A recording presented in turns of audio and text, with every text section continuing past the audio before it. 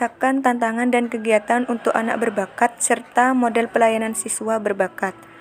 Menurut USOE atau United States Office of Education, anak berbakat adalah anak yang dapat membuktikan kemampuan berprestasinya yang tinggi dalam bidang intelektual, kreatif, artistik, kapasitas kemampuan atau akademik spesifik dan membutuhkan pelayanan aktivitas yang tidak sama dengan yang disediakan di sekolah.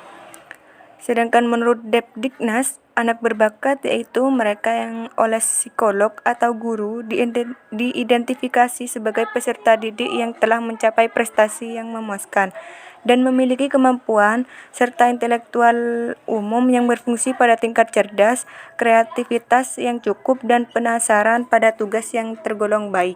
Memberikan tantangan pada anak berbakat. Yang pertama, membantu anak untuk mampu berpikir dalam memecahkan masalah.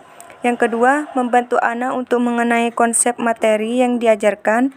Dan yang terakhir yaitu membantu kesempatan untuk mewujudkan potensi anak. Menurut Trivinger, yang bisa dilakukan oleh orang tua dan guru yaitu Basic Tools. Basic Tool terdiri dari ajarkan anak untuk berpikir diferensiasi dan kreatif dalam problem solving.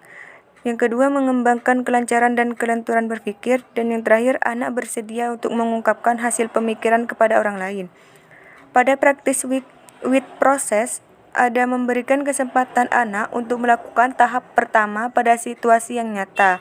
Proses kognisis dan afeksi pada tahap pertama dikembangkan. Kognisi ini terdiri dari penerapan, analisis, sintesis, dan penilaian. Sedangkan afektif terbuka terhadap perasaan dan konflik yang terjadi. Pada tahap ini biasanya dilakukan dengan cara sosiodrama, simulasi, dan studi kasus. Pada working with real problem, yaitu menerapkan tahap pertama dan kedua pada dunia nyata.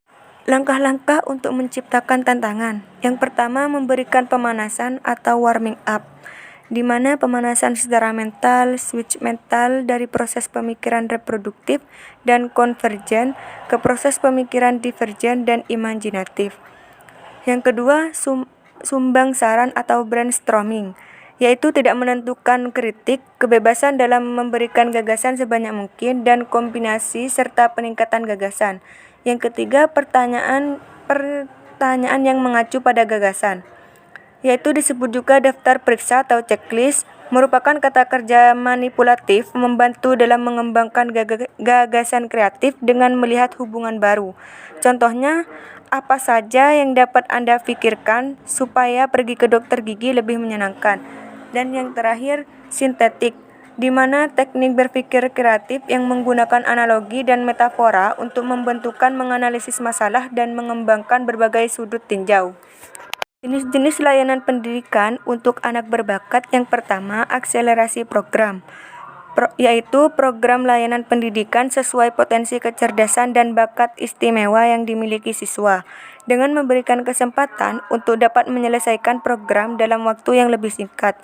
Yang kedua, homeschooling, yaitu kegiatan belajar mengajar yang dilakukan di rumah atau dengan kata lain, sekolah berbasis keluarga.